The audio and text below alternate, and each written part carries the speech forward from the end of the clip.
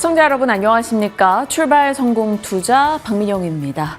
어떤 일이 반복되는 것은 때론 안정감을 주기도 하죠. 봄이 되면 때 맞춰 피는 꽃이 그렇기도 하고요. 여름에는 하나 둘씩 야외로 나와 맥주를 찾아들고 도란도란 이야기를 나누는 모습이 반복될 때 계절을 느끼며 안정감을 찾아가기도 합니다. 하지만 이 관세 전쟁 관련해서는 도돌이표가 계속 반복되자 시장은 더 큰 불확실성으로 해석하고 더 민감하고 변동성을 키워나가고 있는데요. 어떻게 그 사이에서 우리는 전략을 챙겨가야 될 것인지 그 가운데서 나만의 루틴을 안정적으로 잡아갈 수 있는 건 무엇이 있을지 고민해 보도록 하겠습니다. 일단 밤사이 뉴욕장 앞서 오프닝에서 이렇게 거창한 얘기를 하는 것 보면 다들 느끼셨을 겁니다. 좋지 못했는데요. 다시 한번 관세에 대한 불안이 반복되면서 3대 지수가 충격을 받았습니다. 그 내용 살펴보시죠.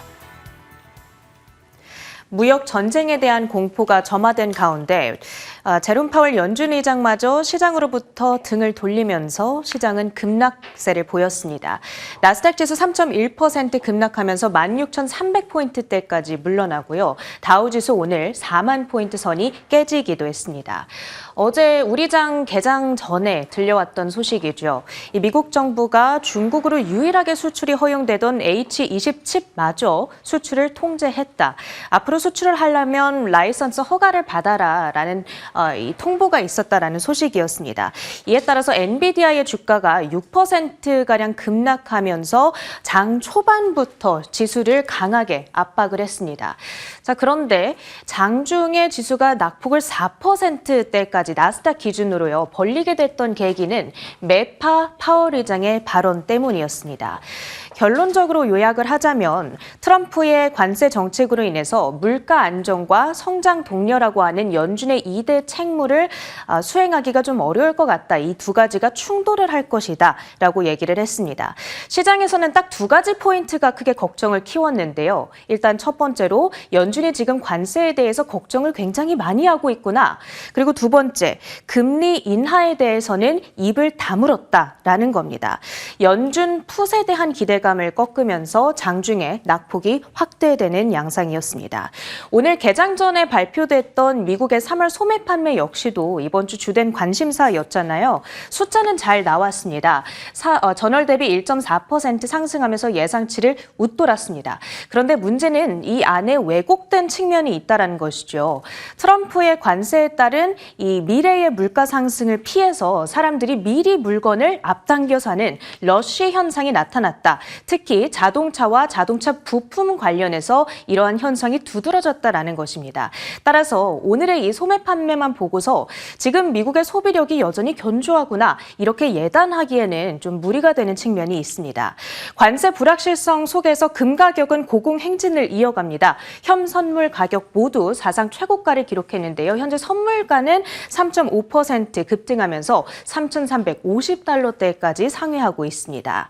히트맵을 열어서 전반적인 시장의 분위기 확인해 보시죠. 악재들이 겹치면서 기술주 중심의 셀오프가 두드러졌습니다. 엔비디아 저사양 칩 통제 소식을 소화하면서 장중에는 10%대까지 낙폭을 키우기도 했습니다. 종가 기준으로는 6.9%의 마이너스이고요. 엔비디아와 마찬가지로 중국을 향해서 저사양 AI 칩을 판매해오던 또 다른 기업이 바로 AMD가 되겠죠. AMD 역시 7.4% 급락세를 기록했습니다. 브로드컴과 마이크론 역시 2%대 하락하면서 전반적인 반도체의 약세가 확인이 됐습니다. 반도체의 악재가 이쪽에 위치한 소프트웨어 관련주들 그리고 기술주 전반으로 번지면서 M7 종목들 너나 할 것 없이 일제히 급락으로 진행이 됐습니다.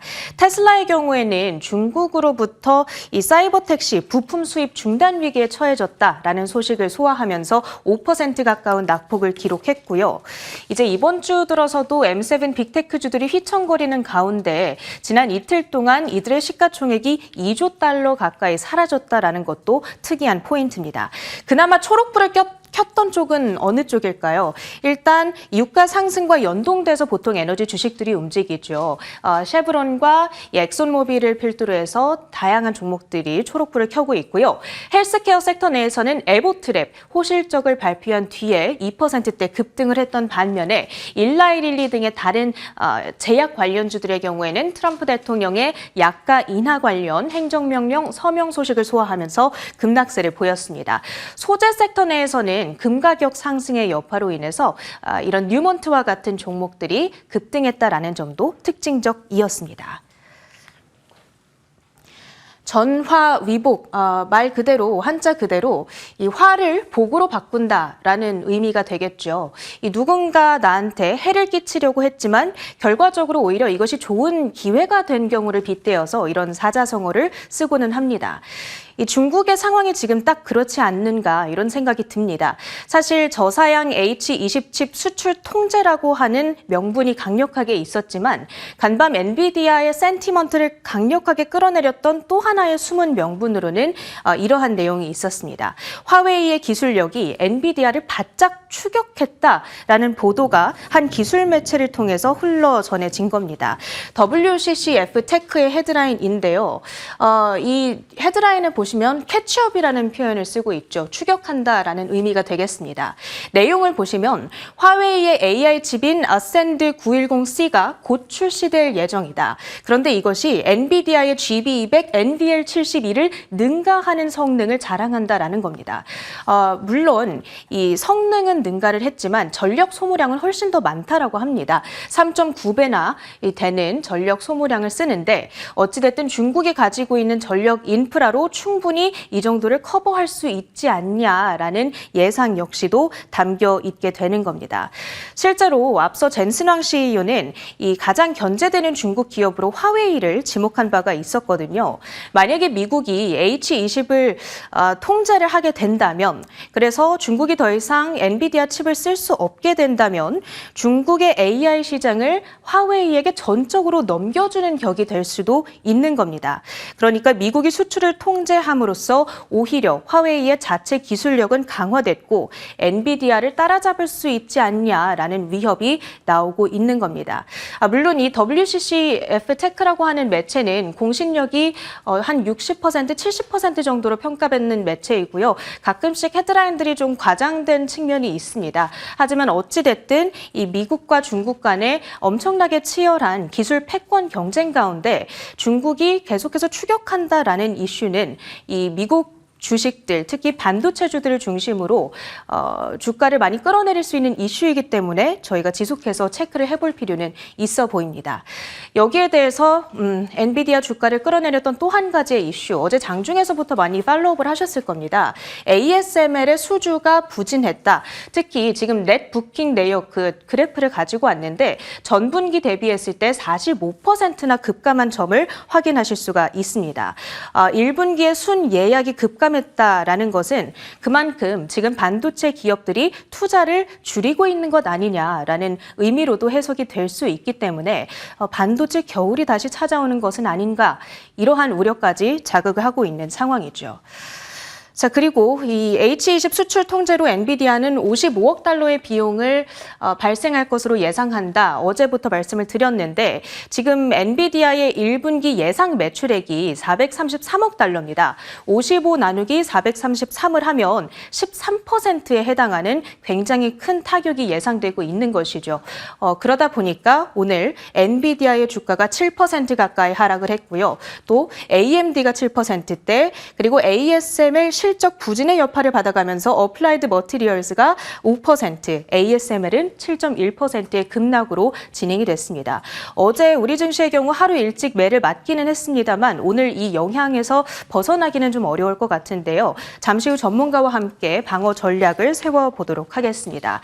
자, 그 밖에 움직임이 있었던 종목들입니다. 테슬라의 경우에는 부품 수입 중단 이슈도 앞서 언급을 드렸지만 그 밖에도 민주당 지지층이 굉장히 많이 많은 캘리포니아 주에서 판매량이 급감하고 있다라는 트렌드도 포착이 되고 있습니다. 주가 4.9%의 하락이었고요. 여타 전기차와 2차 전지 관련주들 그리고 중국 주식들까지 일제히 급락세를 보였다는 점까지 확인을 해주시면 좋겠습니다. 자, 오늘 우리 증시 어떠한 방어 전략을 취해가면 좋을까요? 지금부터 함께 하시죠. 민영 앵커 받아주시죠. 네, 관세 관련한 불안감이 경기 우려로 확장된다, 아니다. 이것 사이에서 무한반복 도돌이표가 진행되고 있습니다. 관세에 대한 부담이 완화에 대한 기대로 갔다가 다시 부담이 됐다가 그 사이에서 시장은 계속 출렁임을 보여주고 있죠.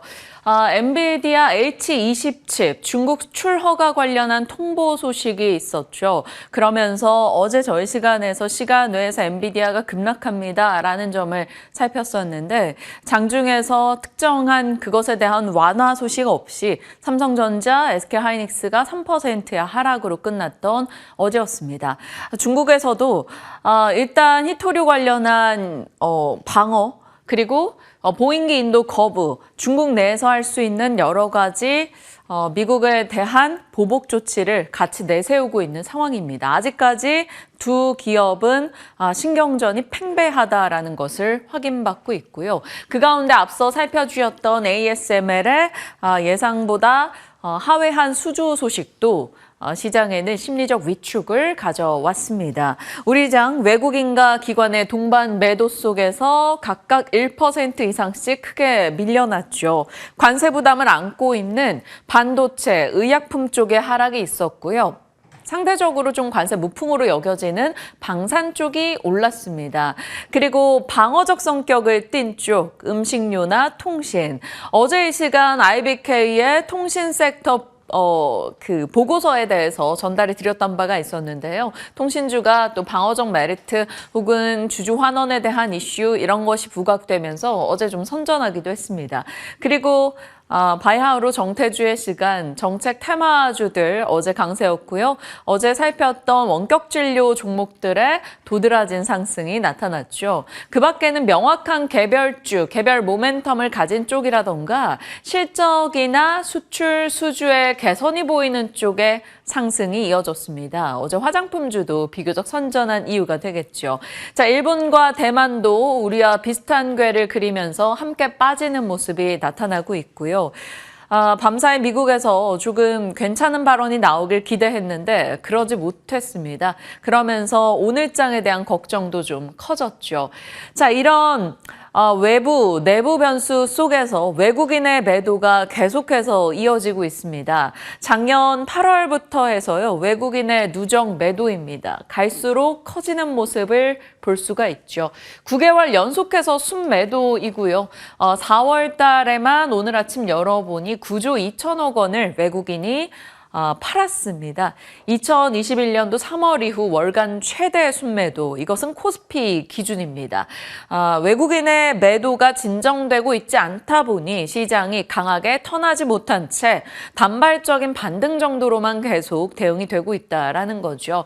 그러다 보니 내부적인 모멘텀에 더 집중해서 그쪽으로 테마성 자금이 더 강하게 돌고 있습니다. 대표적으로 볼 수 있는 게 지금은 조기 대선을 앞둔 정책 테마주가 되겠죠. 어제도 의료 AI 단에서 살펴봤던 종목들 거래대금 상위에 나란히 이름들을 올렸습니다.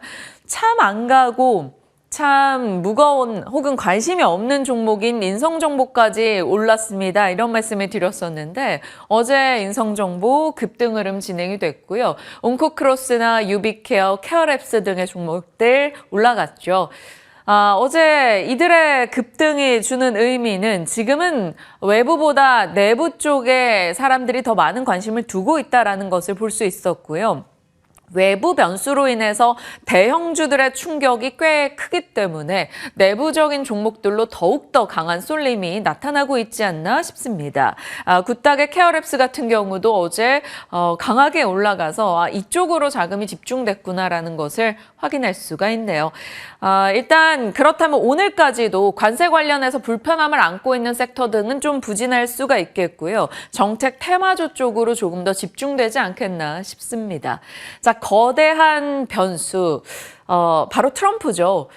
거래의 기본은 신뢰입니다. 그런데 트럼프는 그 신뢰를 깨버리거나 혹은 그 신뢰를 엎어버리면서 시장에 엄청난 변수를 만들고 있죠. 협상을 하고 돈을 내어줘도 두드려 맞는다? 그렇다면 이 협상을 어느 시점에 어떻게 해야 될 것인가에 대한 고민을 분명 가져오게 만든다는 거죠.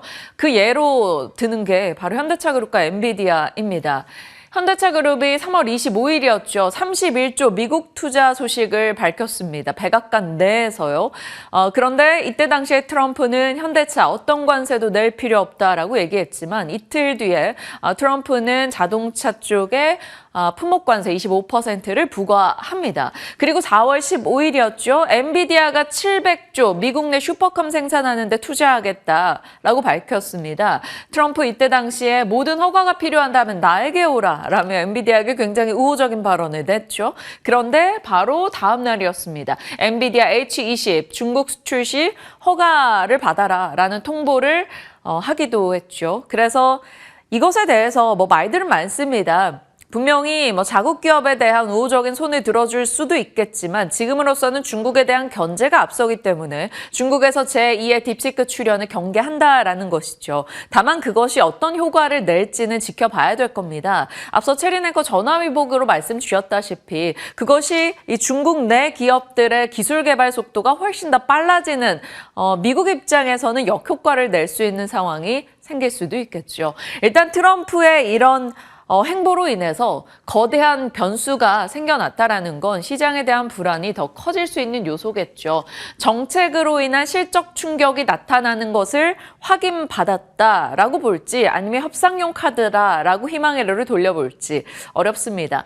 일단은 정책 이슈로 인해서 정말 실적에 충격이 나오는 것으로 걱정스러운 우려가 반영되며 엔비디아 주가가 밤사이에 6% 이상 빠졌죠. 그나마 중간에 열어봤을 땐 10% 이상 빠지고 있었는데 낙폭을 좀 줄이면서 마무리가 되긴 했습니다. 자, 엔비디아 같은 경우 바이든 행정부 때부터 해서 계속해서 국가 안보를 이유로 중국으로의 칩 수출을 좀 제재받았던 바 있었습니다. 그래서 H100, H200 이런 칩이 아니라 중국향 좀 사양이 낮은 칩으로 H20 칩을 만들어서 판매를 했던 것이고요. H20이 판매되기 시작하면서 엔비디아에서 중국으로의 매출 규모가 꽤 많이 늘어나 있었던 상황이었습니다. 그런데 그 가운데 H20에 대해서 수출 규제가 더해지게 된 거죠. 이걸로 인해서 엔비디아가 한 7조 8천억 정도 1분기 손실이 발생할 것이란 전망이 나오고 있죠.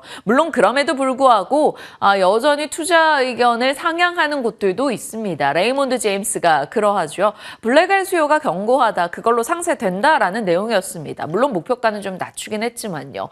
자, 그런데 엔비디아는 1달러 일단 충격을 좀 받아가는 모습으로 나왔고요. 하필이면 ASML 등의 수주 부진과 같이 맞물리면서 반도체 전체 센티가 좀 좋지 못했습니다. 필라델피아 반도체 지수가 4% 밀려났고요. 엔비디아 7%에 육박하는 하락, 브로드컴, AMD, 마이크론 등도 떨어졌죠. AMD도 비슷한 상용 칩에 대한 동일 규제를 받게 되면서 하락폭이 좀 크게 나타나기도 했습니다. 오늘 국내 반도체 같이 좀 우려 섞인 흐름을 받아가야 될까요? 어떨지 좀 지켜보겠습니다. 반도체 단에서는 뉴스는 사실 많이 나옵니다. 개별 기업에 대한 뉴스이죠. 대표적으로 생각나는 게 한미 반도체인데 SK 하이닉스로 납품하는 장비에 대한 가격을 올린다라는 얘기가 들려옵니다. 다소 좀 불편한 관계가 되고 있다라는 언론 보도 등이 조금 나오고 있는데 구체적인 내용 등은 좀 살펴봐야겠습니다만 일단 단순하게 생각하면 그럼 가격을 올려서 납품하면 좋은 거 아닐까라고 볼 수도 있겠고 관계가 불편해진다면 SK 하이닉스가 다른 업체로의 조금 물량을 늘려갈 수 있지 않을까 이런 우려도 일부 나옵니다. 다만 한미반도체의 제품에 대한 시장 장악력이 일정 부분 꽤 크기 때문에 어느 정도 영향이 있을지는 지켜봐야겠죠. 그 밖에 개별 장비사들의 뉴스는 좀 따로따로 보셔야 될 것 같습니다. 일단은 엔비디아의 흐름은 좋지 못했다라는 것이고요. 자, 그럼에도 불구하고 엔비디아 이제 이런 악재들이 다 선반영됐다라는 시각도 나오고 있습니다. 자, 딥시크가 출현하고 급락을 맞았다가 그것을 다시 회복 회복했는데 트럼프의 관세 이슈가 나오면서 엔비디아 주가가 꽤 많이 떨어졌죠. 작년에 172%나 올랐던 엔비디아, 올해는 체면이 참 구겨졌네요. 22%의 하락입니다. 그리고 오늘 새벽 기준으로 추가 7%의 하락을 더했죠. KB증권에서 그래도 남아있는 희망 고문에 대해서 얘기하고 있네요. 자, H20 중국 판매에 대해서 허가가 필요하다라고 그것도 기한은 무기한으로 통보를 받았죠.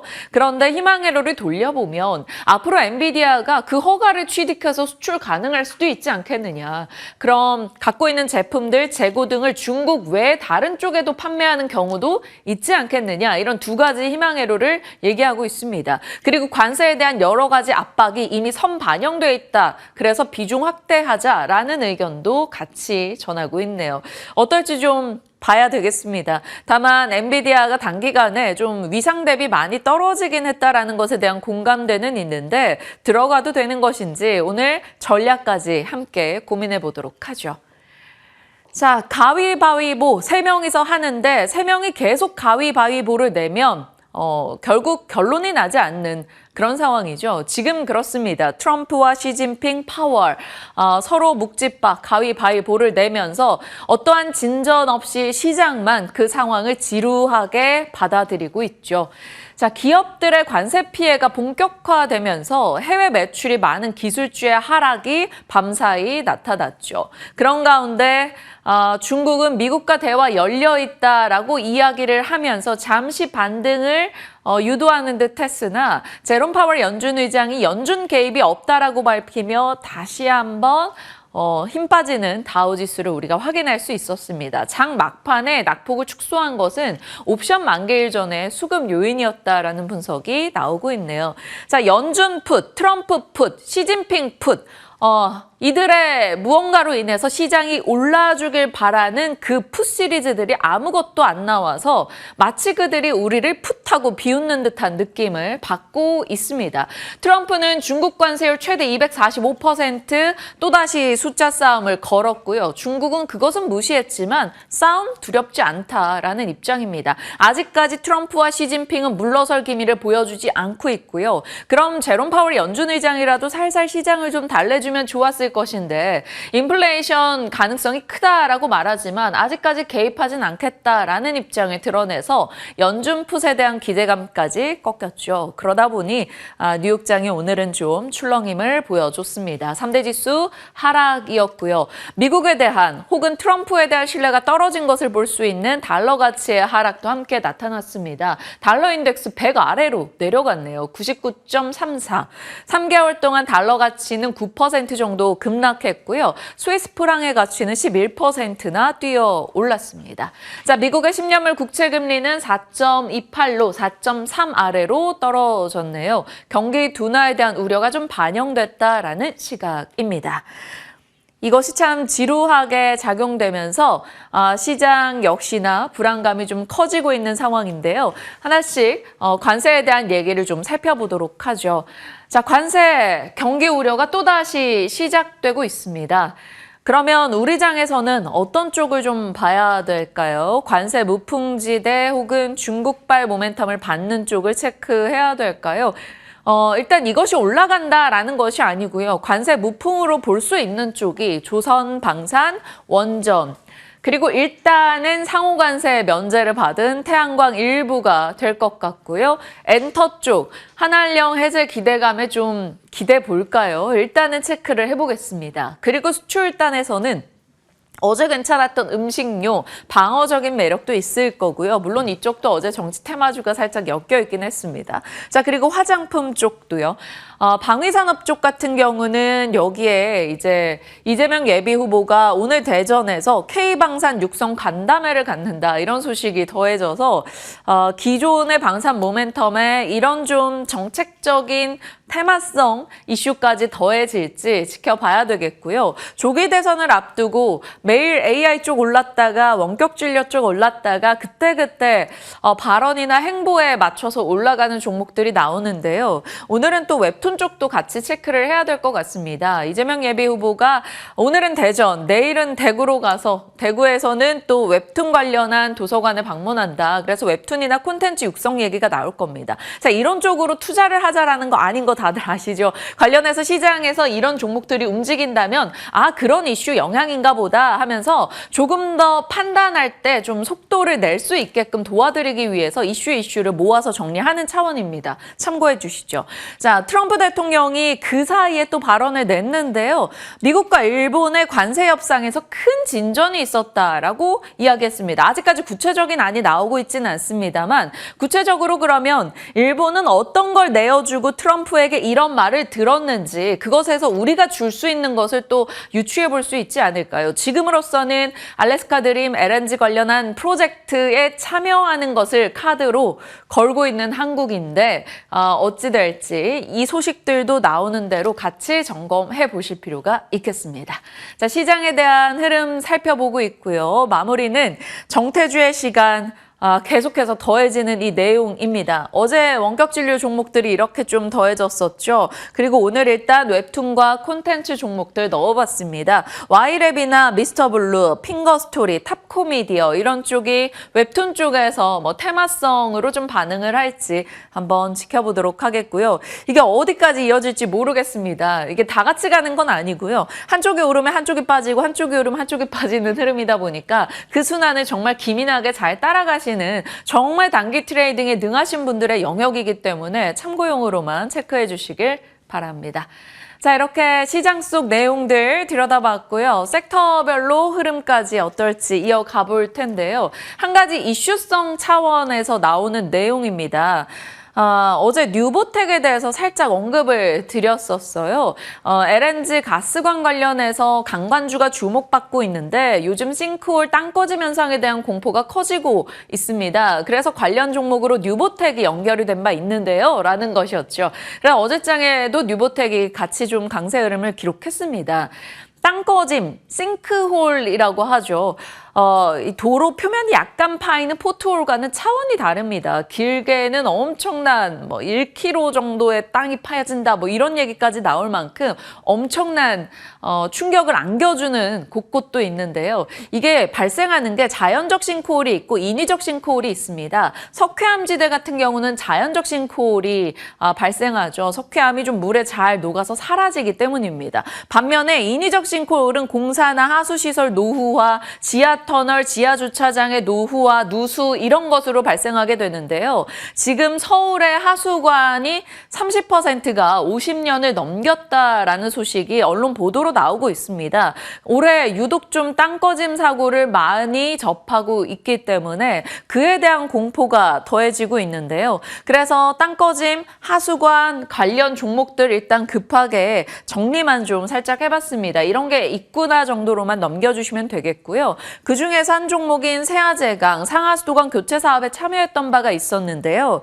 상상인증권에서 오늘 세아제강에 대한 목표가 상향 보고서를 냈습니다. 물론 이 내용은 아니었고요.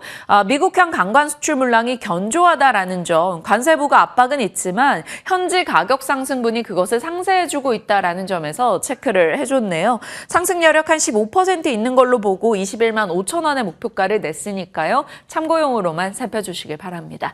자, 이렇게 시장 속 내용들 계속 이어가고 있습니다. 마지막으로는 태양광인데요. 태양광용 폴리실리콘 가격이 3주 연속해서 올라오고 있습니다.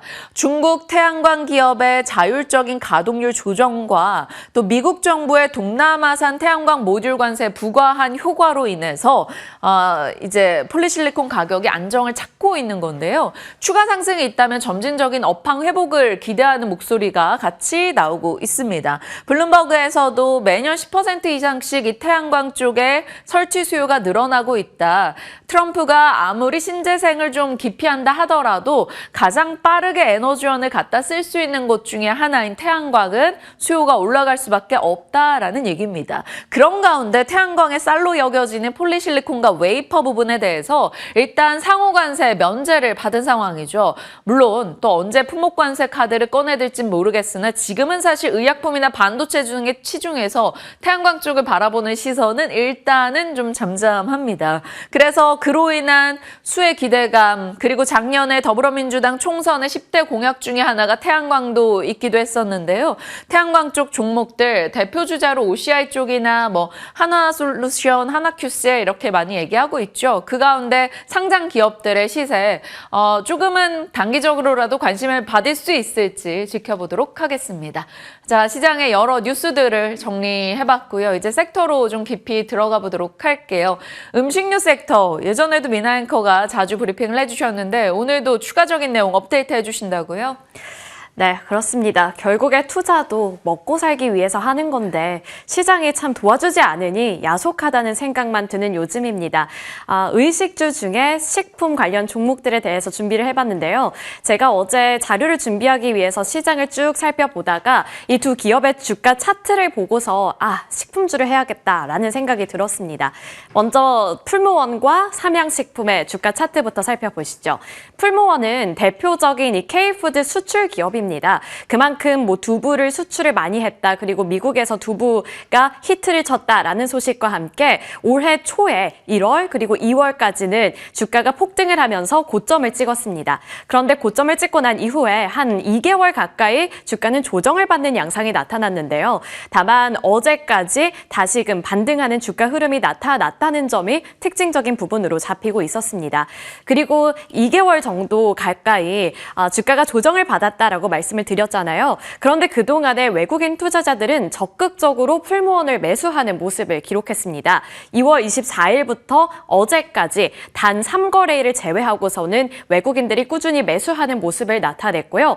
그리고 아래 삼양식품의 그래프를 살펴보시면 사실 최근 국내 증시를 살펴보면 뭐 AI라든지 정치 테마주, 방산, 조선 이렇게 좀 시장의 주목을 그동안 받았던 대형 섹터 또는 AI 섹터 같이 갑자기 부상하는 그러한 섹터 쪽으로 수급이 몰리는 양상이 나타났는데 그동안 식품 기업들은 좀 소외되는 양상을 나타냈지만 삼양식품은 조용히 또 한 번 고점을 경신해내고 있었습니다. 이렇게 두 기업들의 주가 흐름 그리고 수급을 살펴보면서 음식료 관련 종목들이 다시금 주목을 받을 수 있을까에 대한 기대감을 좀 높여주는 신호로 해석을 해봤는데요. 그러면 어떠한 종목들이 또 특징을 갖고 있었을지 먼저 어제장 시세부터 함께 살펴보도록 하겠습니다.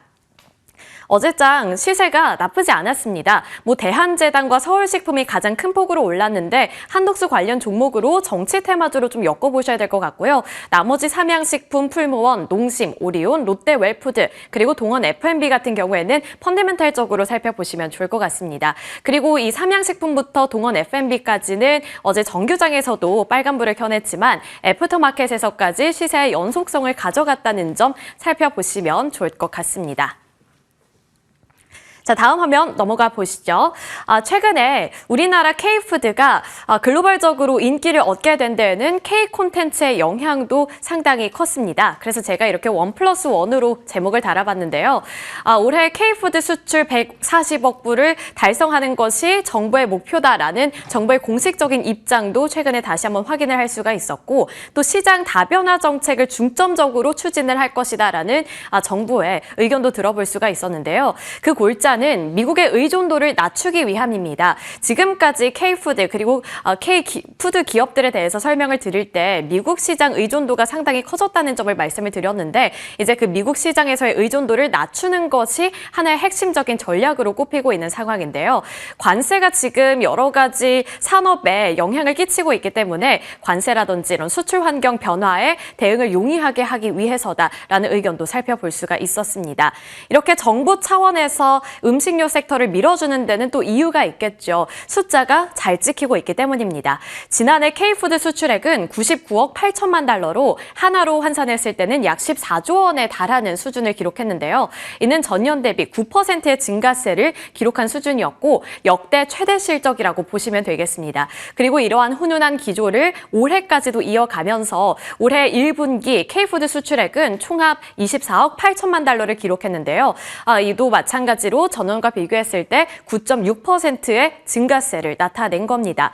그리고 이 1분기 수출 품목을 조금 더 세분화해서 정리를 해봤는데 1월부터 3월까지 전체 가공식품의 수출액은 21억 2,200만 달러로 전년 대비 11% 넘게 증가하는 모습을 기록했고요. 여기서 스낵, K과자 수출액이 5% 가까이 오르면서 1억 7,400만 달러의 수출액을 기록했습니다. 그리고 라면은 모두들 아시겠지만 역시나 견조한 수출량을 기록을 했고요.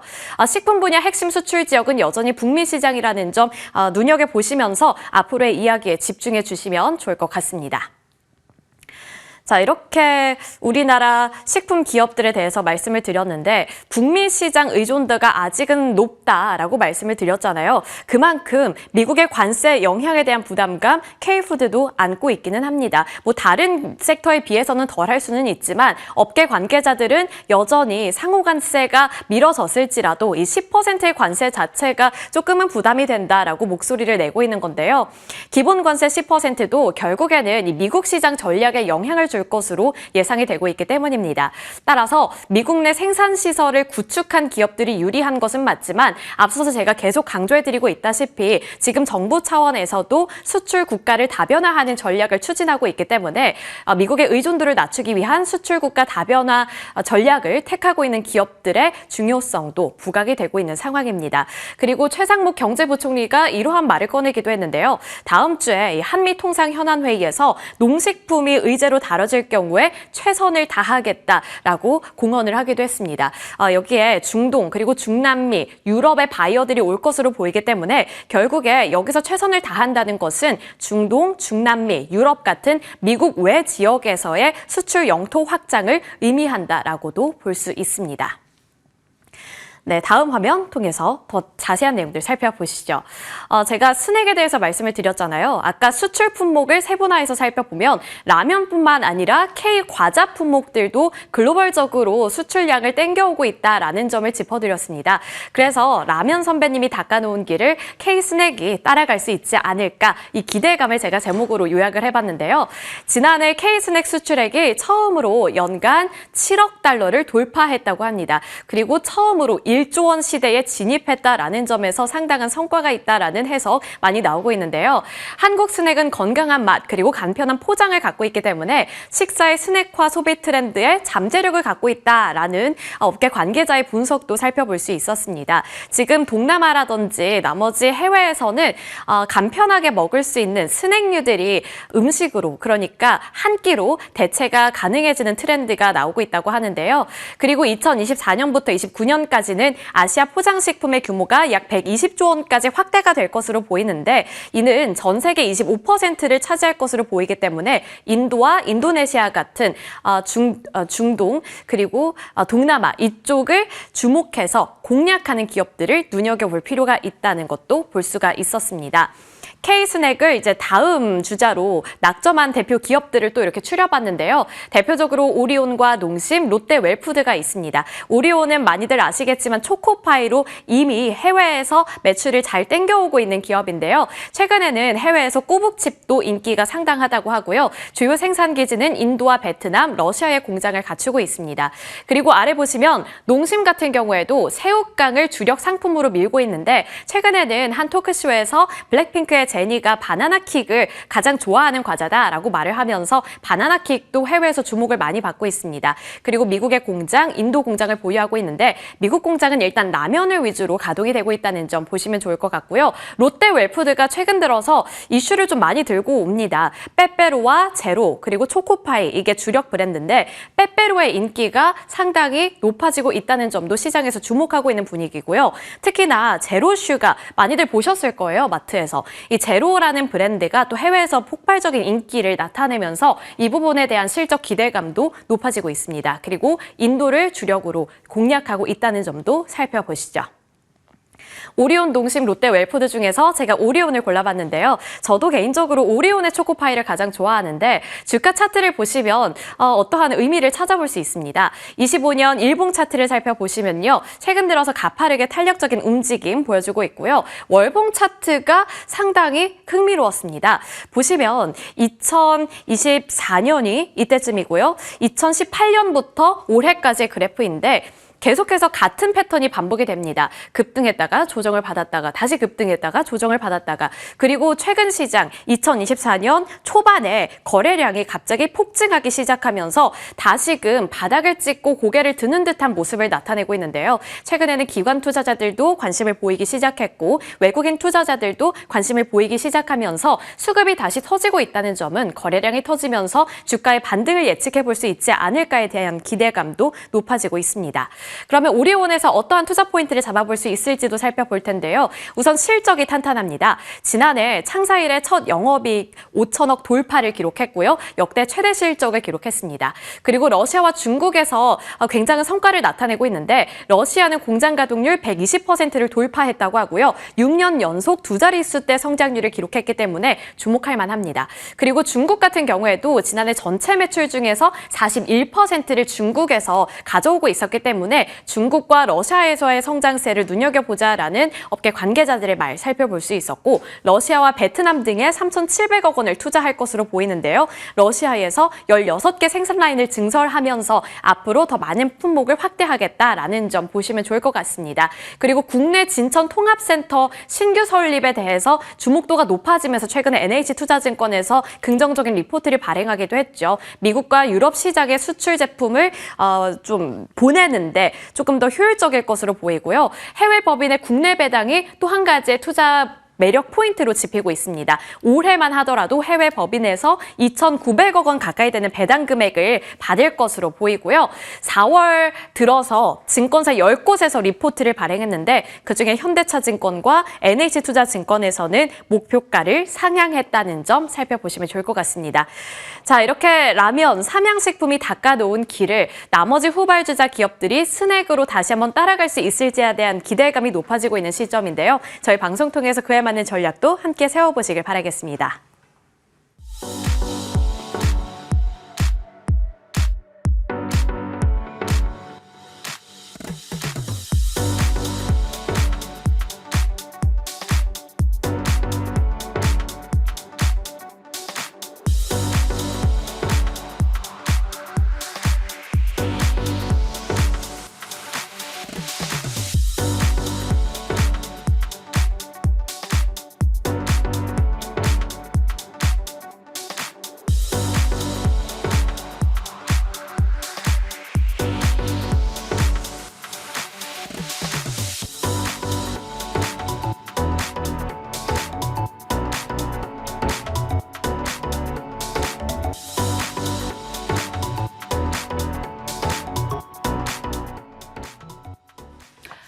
시장에서 수많은 뉴스가 쏟아집니다. 자칫 한두 시간만 늦게 봐도 기존에 알던 정보가 다른 정보가 돼버리는 사태가 벌어지기도 하죠. 저희도 방송하고 있는 중간에 또 이렇게 추가되는 뉴스들이 나오네요.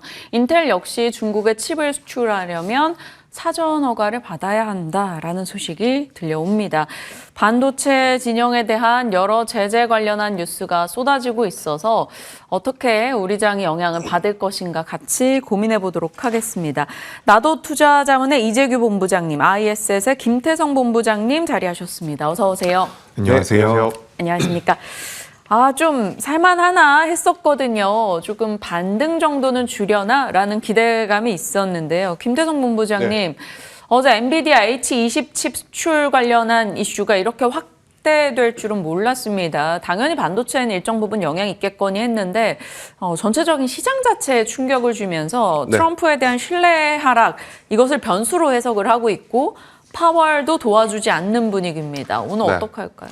일단 가장 중요했던 게 사실 이 관세의 모든 부분을 어느 정도 커버할 수 있었던 방법 중에 하나가 이 파월 연준 의장의 금리 인하 발언이었었는데 이 부분이 없어지다 보니 아무래도 이제 많은 투자자분들이 믿고 좀 버틸 만한 그 근간이 되는 부분이 없어졌기에 굉장히 또 실망스러운 요소가 더 많이 부각이 됐었던 간밤의 미증시가 아니었나라는 생각이 듭니다.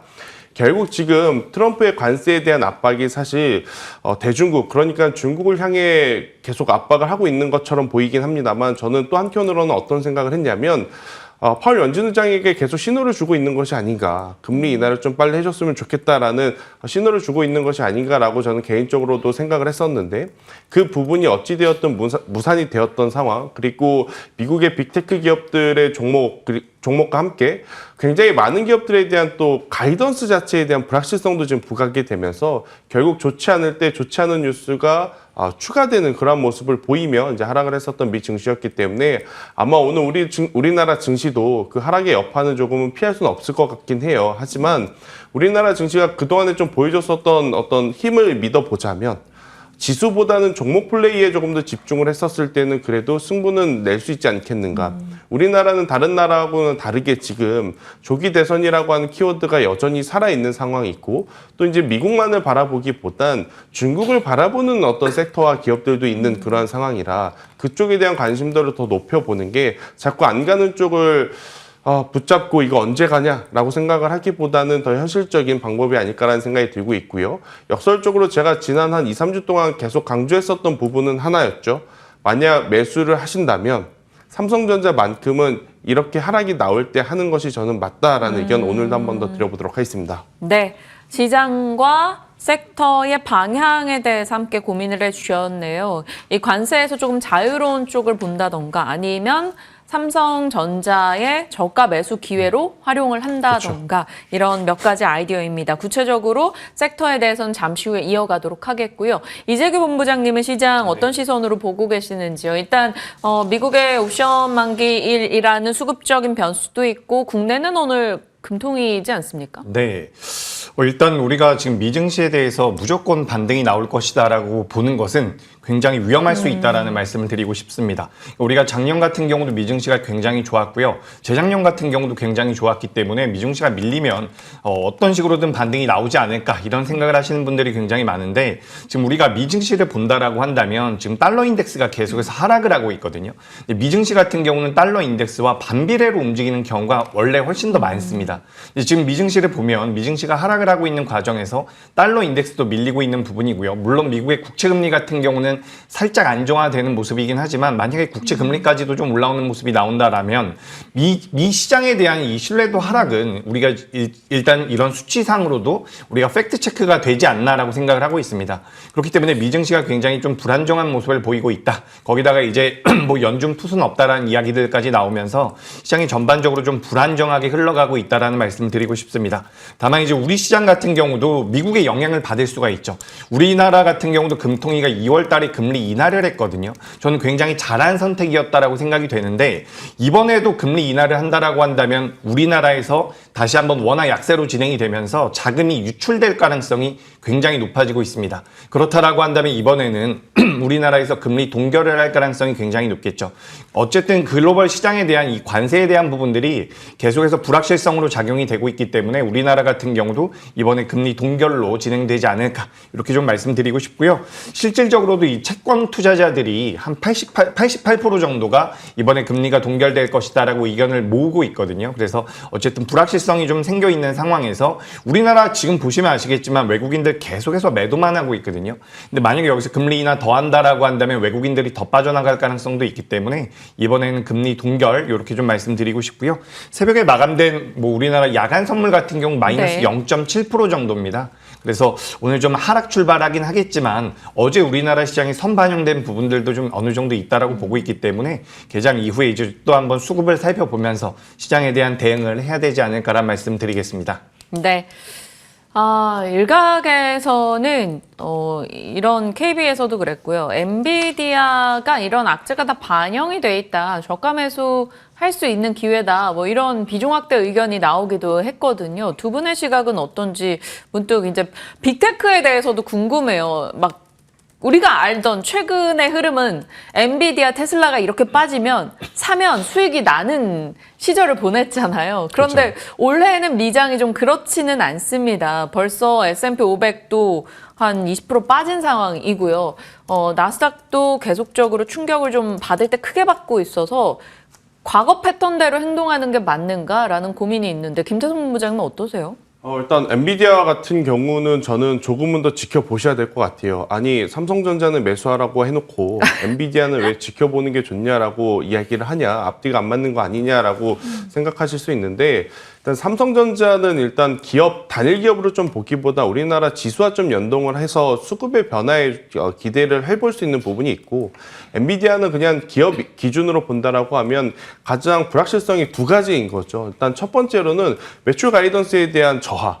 그러니까 작년에 그렇게 폭발적으로 분기별로 성장해왔던 엔비디아가 사실 올해 4분기 실적 발표 이후에 약간의 조금은 정체되는 모습을 보였는데 여기에 중국발에 대한 모멘텀이 아니죠. 중국발에 대한 악재까지 포함이 되었을 때는 당연히 실적적으로 부담이 될 수밖에 없는 상황. 그리고 이제 블랙일 아키텍처에 대해서 지금 일정들이 계속 조금 앞당겨지지도 못하고 미뤄지면서 발열에 대한 문제는 여전히 안고 있는 상황. 이런 것들을 좀 감안을 해봤었을 때 중간중간에 기술적인 반등은 충분히 나올 수는 있겠죠. 혹은 트럼프의 우호적인 발언 때문에도 많이 눌렸었던 엔비디아의 반등세는 나올 수는 있겠지만 우리가 작년과 재작년에 좀 봤었던 대세의 시세가 좀 나오기에는 다소 현실적으로 어려운 부분들이 없지 않을까라는 생각이 들어서요. 조금은 더 신중하게 매수를 좀 하셔야 될 때가 아닌가라는 의견 드려보도록 하겠습니다. 네. 참고하겠습니다. 이재규 본부장님께서는 어떠신지 궁금하고 아니면 막 CXL 유리기판, 액침냉각 이런 쪽으로 약간 옵션처럼 네. 이런 쪽에 관심을 두는 게 맞을까요? 네, 일단 뭐 많이 밀렸죠. 미국의 뭐 M7도 많이 하락을 했고요. 우리나라 증시 같은 경우도 어떻게 보면 저는 하반 경직은 나올 수 있는 레벨까지 밀렸다라고 생각을 하고 있습니다. 그렇기 때문에 저는 뭐 중장기적으로 볼 경우에는 매수가 맞다라고 생각을 해요. 하지만 여기서 내가 이제 분명히 저점이 나왔기 때문에 내가 여기서 가지고 있는 자금을 전부 다 투입하겠다. 이런 식의 굉장히 도박성을 어느 정도 가진 투자는 굉장히 위험한 자리가 아닌가라고 생각을 하고 있습니다. 우리가 사실 주가가 많이 밀리면 굉장히 걱정을 하죠. 이게 왜 반등을 하지 못할까? 언제쯤 올라올까라고 생각이 되지만 실제로 신용이라든지 미수라든지 좀 무리한 자금을 쓰지 않았다라고 한다면 시간이 좀 걸리더라도 회복되는 경우가 분명히 있습니다. 하지만 이 시장 하락에 대해서 너무나도 공포심을 느낀다는 것은 무리한 자금이 들어갔을 가능성이 높아요. 그런 관점에서 본다라고 한다면 저도 지금 요 M7 기업들이라든지 우리나라 기업들이 많이 밀렸다라고 해서 접근하는 것은 무리가 있다. 하지만 내가 좀 무리한 자금이 아니라고 한다면 전 지금은 매수 기회는 맞다라고 생각을 하고 있어요. 지금부터 분할 매수 관점으로 들어간다라고 한다면 주가가 밀려봐야 다시 한번 되반등을 줄 경우에 이 가격대 위로는 올라올 수 있다. 이런 관점으로 보시는 게 어떨까라는 말씀 드리고 싶습니다. 그리고 이제 우리나라에서도 지금 내용이 쏙 들어갔죠. 뭐 예를 들어가지고 유리기판 관련돼서 피롭틱스 같은 경우도 굉장히 탄력적인 모습이 나오다가 단기적으로 거의 50% 정도 하락이 나왔거든요. 네. 피롭틱스 같은 경우도 고점대가 2월 19일 날 나왔는데 2달이 채 안 되는 기간 동안 거의 반토막이 났습니다. 그래서 이런 기업들 같은 경우는 저는 일단은 하반 경직을 좀 보일 가능성이 있다라고 보고 있어요. 게다가 저 같은 경우는 개인적으로 미증시보다는 우리나라 증시가 좀 더 안정적일 거라고 생각을 하고 있습니다. 이게 좀 앞뒤가 안 맞을 수가 있는데 제가 지난 시간에도 이런 말씀 드렸던 것 같아요.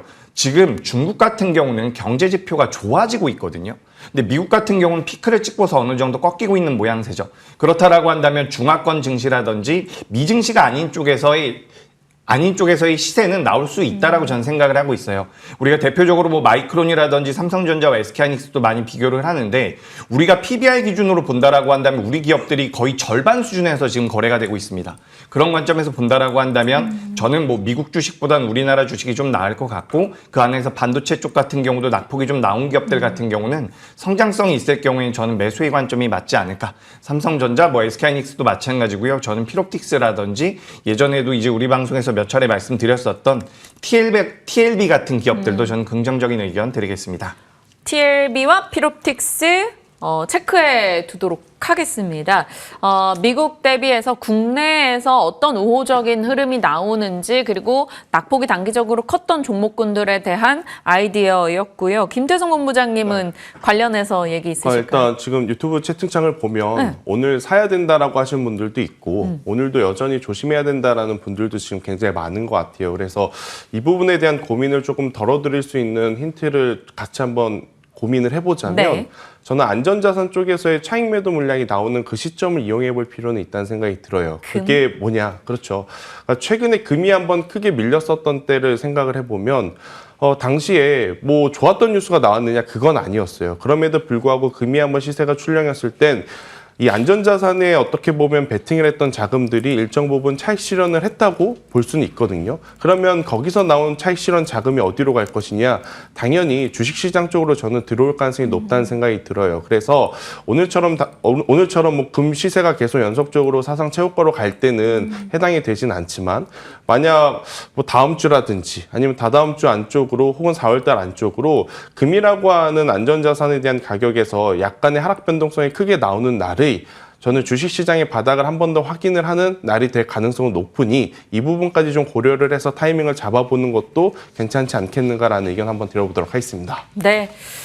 좀 재미난 신명 나는 주식 투자할 수 있었으면 좋겠습니다. 요즘 뭐 신나거나 좋은 소식이 이정우 선수의 활약 정도밖에 잘 안 들리고 있는데 좀 더 즐거운 소식들이 많아졌으면 좋겠어요.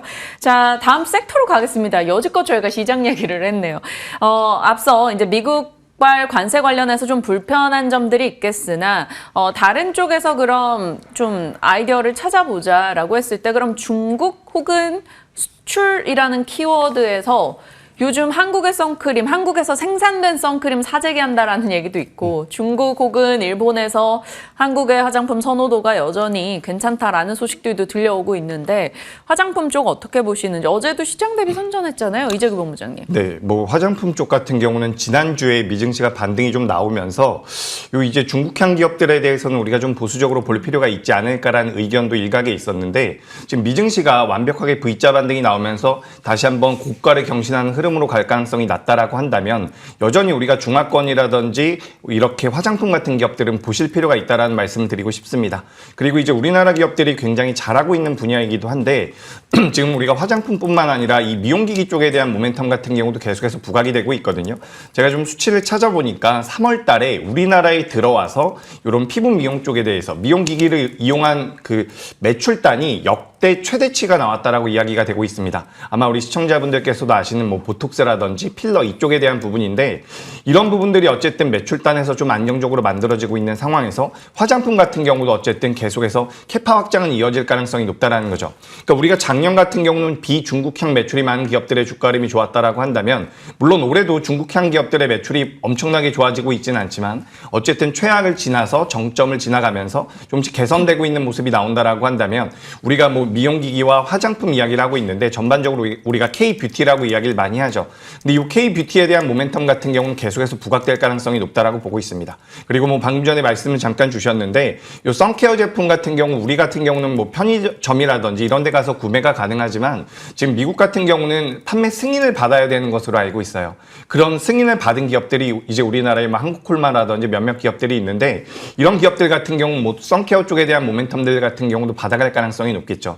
그리고 뭐 제가 우리 방송에서도 몇 차례 말씀드렸었던 요 펌텍코리아라고 하는 용기 기업이 있는데 네. 요 용기 기업의 매출이 2분기에도 3월 달에도 잘 나오고 4월 달에도 잘 나오고 5월 달에도 잘 나온다라고 한다면 어떻게 보면 화장품 업체들에 대한 업황에 대한 선제적인 지표가 될 수도 있다는 말씀을 드리고 싶습니다. 어쨌든 화장품 용기에 대한 수주가 늘어난다는 부분이죠. 그래서 관련되어 있는 종목군들의 주가 흐름도 최근에 굉장히 잘 나오고 있는데 저는 K-뷰티와 그리고 미용 의료기기 같은 경우는 모멘텀도 가지고 있는 상황에서 실적까지 붙고 있는 상황이기 때문에 좀 매력적이지 않나. 그래서 긍정적인 의견 드리겠습니다. 네.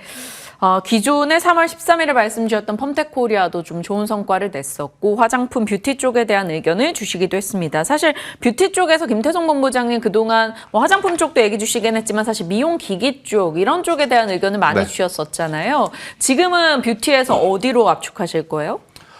일단 화장품 안에서도 저는 중국 매출 비중 포션, 그러니까 중국 매출 포션이 조금 더 늘어날 가능성이 높은 쪽에 집중을 하는 게 맞을 것 같아요. 미국이라든지 유럽이라든지 일본을 통해서 작년과 재작년에 크게 상승한 쪽은 저는 보수적으로 보는 입장이고, 반대로 이제 그동안에 중국 매출 포션이 높아서 주가가 올라가지 못했던 기업들은 저는 이제부터는 매수를 해도 괜찮다라는 관점이고요. 오히려 이것보다 더 좋은 쪽은 결국에 이제 피부 미용 의료기기 쪽이다라는 생각이 들어요.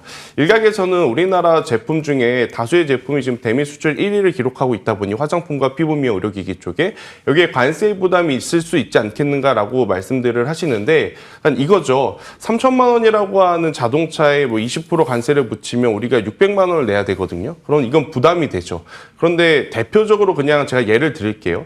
뭐 VT 같은 경우에는 다이소나 올리브영 갔을 때 3,000원에서 5,000원이면 삽니다. 네. 근데 여기에 20% 관세 붙이면 3,600원이 되거나 6,000원이 됩니다. 그럼 이거는 관세를 붙여서 우리가 미국에 내준다 하더라도 충분히 미국 소비자들이 그 정도는 소비할 여력은 네. 저는 있다는 생각이 들거든요. 그렇기 때문에 중저가 제품에 대한 어떤 파급력은 관세를 좀 이겨낼 수 있을 가능성이 저는 높다라는 생각이 들어서 이 부분을 같이 저는 고려했으면 좋겠다는 생각이 들고 있고요. 일단 중국 포션에 대해서 제가 하나씩 좀 정리를 드려보면, 이제 APR은 이제 이 스킨부스터가 미국 아마존에서도 1등을 하고 있지만 아직 중국 시장에서 완벽하게 흥행을 하지 못했어요. 그런데 이 부분이 중국에까지 넘어간다 했었을 때는 당연히 지금보다 훨씬 더 좋은 매출을 낼 수 있다는 생각을 하거든요. 그래서 피부 미용 의료기기 쪽에서는 여전히 APR을 좀 보시는 게 맞을 것 같다라는 의견 한번 드려보도록 하겠고요. 화장품 쪽에서는 지금 아모레퍼시픽이 미국 쪽에 이 라네즈라고 하는 브랜드가 굉장히 또 크게 인기를 얻고 있고, 또 아모레퍼시픽이 또 시장 상황 고려해서 미국에 또 공장을 짓겠다는 이야기를 합니다.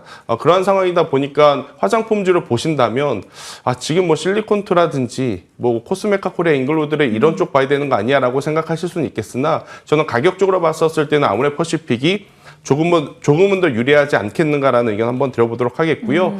저의 이제 마음속의 원픽은 결국 VT를 보는 게 좋을 것 같아요. VT는 지금 일본에서의 성장세를 만약 중국에서 보여준다 했었을 땐 훨씬 더 주가의 어떤 상승 모멘텀으로 작용할 가능성이 높아서 VT를 보는 게 맞고, 앞서 이제 이재규 대표님께서 이야기하셨던 펌텍 코리아와 함께 SMCG라고 하는 또 용기 만드는 기업이 있어요. 그러니까 상승 탄력 기준, 그러니까 변동성 기준으로 보면 SMCG도 저는 괜찮다라고 생각을 하거든요. 그래서 안정적으로 투자하실 분들은 펌텍 코리아, 조금은 더 빠른 시간 안에 변동성을 노리실 분들은 용기를 보신다라고 했었을 때 SMCG를 보는 것도 괜찮지 않겠는가라는 의견 드려보도록 하겠습니다. 네, 화장품 용기 쪽에 집중할 때 투자 성향에 맞춰서 펌텍 코리아 SMCG 중에서 골라보는 것에 대한 의견, 아이디어 나눠봤습니다. 이재규 본부장님이 앞서 뷰티에 대해서 막 되게 신나서 강력하게 얘기해 주시니까 뷰티 투자 전문인 이런 시청자분의 글들도 올라오고 있어서 같이 전해봅니다. K-뷰티 살펴봤고요. 이번엔 K-먹거리 가겠습니다. 이럴 줄 알았어요. 세계에서 한국의 맛을 전 알아줄 거라 생각했는 게, 뭐 저희도 라면 끊고 빵 끊고 한국의 뭐 불고기 이런 거 끊기 너무 어렵잖아요. 맛보면 저희 건 끊기 어려운 걸 이미 알아요. 그래서 K푸드에 대한 뭐 그런 지속성은 기대했는데, 이게 또 투자는 또 어떻게 해야 되는가 다른 문제라서, 삼양식품이나 뭐 기존에 잘 가던 늘 대장들 여전히 압축 투자해야 됩니까? 아니면 다른 쪽에서 기회를 볼까요? 네, 저는 뭐 일단 전반적으로 좋은 주가 흐름이 이어질 가능성이 높다. 그러니까 우리가 식음료 관련주들 같은 경우는 대체적으로 방어주라고 인식이 많이 되어 있죠. 그래서 어떻게 보면 지금 글로벌 정세 자체가 굉장히 불안정하기 때문에 방어주 쪽으로도 자금이 들어오는 게 맞다라고 생각을 하고 있습니다. 여기서 우리가 포인트를 잡아봐야 되는 게 뭐냐면, 방금 전에도 이제 앵커님께서 말씀을 주셨지만 우리나라 식음료 관련주들이 과거에는 이제 방어주, 내수주의 성격이 굉장히 강했었거든요. 근데 최근에 이제 수출 물량이 정말 많이 늘어나고 있습니다. 삼양식품 같은 경우는 영업이익률이 20%가 넘어가요. 그러니까 굉장히 폭발적인 성장을 보여주고 있다는 거죠. 근데 삼양식품뿐만 아니라 뭐 농심이라든지 오리온이라든지 최근에 주가 흐름이 잘 나오는 기업들이 있는데, 이 기업들 같은 경우도 어쨌든 수출에 대한 기대감이 부여가 되고 있는 겁니다. 그러니까 과거에는 방어주의 성격이었다라고 한다면 이제는 어느 정도 성장주의 성격까지도 가져가고 있는 부분이라서 저는 계속적으로 우리가 살펴볼 필요가 있지 않을까라고 생각이 되고요. 사실 저한테 탑픽은 S&D라는 기업이었거든요. 이 삼양식품의 소스를 만드는 기업이다라고 보시면 좋을 것 같은데, 지금 우리가 멀티플 기준으로 따져봤을 때 삼양식품보다 약 3분의 1 정도 수준에서 거래가 되고 있거든요. 삼양식품이 뭐 PER이 20배라고 한다면 S&D 같은 경우는 7배 정도 이렇게 좀 생각을 하실 수가 있기 때문에 제가 이제 긍정적으로 보고 있었는데 며칠 전에 좀 시세가 나와가지고 따라붙기는 좀 어렵지 않을까라고 생각이 됩니다. 그렇다라고 한다면 차선책이 뭐가 있을까 고민을 해봤을 때 일단 해외에 공장이 있는 기업들이 전 유리하다라고 생각을 하고 있어요. 우리가 뭐 앞서서 잠깐 화장품 이야기했는데 화장품 기업 중에서도 잉그로드랩이라는 기업 같은 경우 미국 내에 공장이 있거든요. 근데 삼양식품 같은 경우도 그렇고 미국 내에 공장이 있는 기업들 같은 경우는 상대적으로 좀 견조한 모습을 보일 수도 있지 않을까. 관세 쪽에서도 완화되는 스탠스를 취해갈 수가 있기 때문에 미국 쪽에 공장이 있는 우리나라 식음료 기업은 농심과 그리고 CJ 제일제당 정도로 보시면 어떨까 이렇게 좀 생각이 됩니다. 근데 CJ 제일제당 같은 경우는 주가람이 아직까지는 그렇게 좋지 못하기 때문에 저는 농심을 좀 말씀을 드리고 싶고요. 오리온 같은 경우도 지금 올해 뭐 해외 매출에서 각 나라들마다 성장률이 작년 대비해서 2자릿대가 나온다라고 이야기가 되고 있어요. 그렇기 때문에 저는 농심과 오리온 이 두 기업 살펴보시는 게 어떨까라는 의견 드리겠습니다. 농심과 오리온 쪽 체크하겠습니다. S&D 기존에 주셨던 종목들도 양호했고요. 김태성 본부장님도 삼양식품, 오리온 기존에 언급해 주셨던 걸로 기억하거든요. 네. 일단 뭐 저 말고도 굉장히 많은 분들이 이 종목분들에 대한 이야기는 해주셨기 때문에 저는 요새 계절적으로 좀 맞는 기업들 많이 밀고 있거든요. 그러니까 빙그레 혹은 롯데칠성. 그러니까 다른 이 음식료 업종은 사계절 내내 보셔도 괜찮습니다. 그런데 이제 약간의 계절적 특성을 좀 네. 가지고 있는 기업들은 지금 아니면 사실 적절하게 매수할 기회가 그렇게 많지 않다라는 관점을 저는 또 추가적으로 말씀을 드리고 싶어요. 그래서 빙가류 하면 이제 빙그레를 보시는 게 좋을 것 같고, 그러니까 너무 이제 투자의 어떤 명분이 약한 것 아니냐라고 하실 수는 있는데, 빙그레가 만드는 제품 중에 메로나라고 하는 제품이 있어요. 우리에게는 굉장히 친숙하고 쌓아두면 사실 잘 먹지도 않는 그런 아이스크림일 수는 있겠지만, 이게 브라질 쪽, 그러니까 남미 쪽에서는 별도의 팝업 스토어가 마련이 될 정도로 굉장히 큰 인기를 끌고 있었던 것이 이제 한 2, 3년 전부터였거든요. 근데 이게 지금 미국으로 넘어가고 있다고 해요. 그렇기 때문에 빙그레가 만약 미국에서 또 남미에서 보여줬던 인기를 그대로 이어준다라고 했었을 땐 충분히 더 좋은 실적에 대한 성과는 보여줄 수 있지 않겠는가라는 생각이 들어서 저는 계절적으로 본다면 빙그레를 보시는 것도 괜찮고, 그리고 이제 롯데칠성도 마찬가지죠. 우리가 이제 계속 마시는 이제 음료 같은 경우에도 여름에 수요가 지금 많아지니까 저는 이쪽에 대한 관심도도 한번 높여볼 필요는 있다는 생각이 들고 있고, 이렇게 되면 또 이제 맥주 만드는 쪽을 생각하시는 분들도 있는데, 안 그래도 제가 뭐 제주 맥주라든지 하이트진로를 봤는데 이쪽은 그렇게 막 썩 와닿지는 않더라고요. 그래서 음식료 업종을 보시더라도 앞서 이재규 대표님께서 이야기하셨던 기존의 전통 강자 플러스 여기에 계절적으로 움직일 수 있는 기업들, 저는 중에서 빙그레와 롯데칠성만큼은 한번 베팅을 해봐도 괜찮지 않겠는가라는 의견 드리겠습니다. 네, 참고하겠습니다. 자, 이제 의료 AI 쪽으로 넘어가 보도록 할게요. 어제 의료 AI 혹은 원격 진료 이런 종목들의 강세가 좀 도드라졌습니다. 기존의 스토리에 정책 테마주로서 내용이 좀 붙으면서 그쪽으로 거래 대금이 집중됐는데요. 두 분 다 관련한 종목들을 언급 주셨던 이력이 있기 때문에 짚어보겠습니다. 이재규 본부장님, 의료 AI단에서 뭐 어제는 사실 우리가 좀 접근해 본 지 굉장히 오래됐던 막 인성정보, 케어랩스 이런 네. 종목이 가긴 했는데 그 전날 이제 FDA 동물 실험 폐지 얘기가 나오면서 뭐 온코크로스나 이런 쪽도 막 갔단 말이죠. 그래서 네. 이런 의료 AI단에서 어느 쪽으로 저희가 압축해서 가야 되는지, 투자 성향이 뭐 단타 못하겠다 하시는 분들이라면 어떻게 해야 될까요?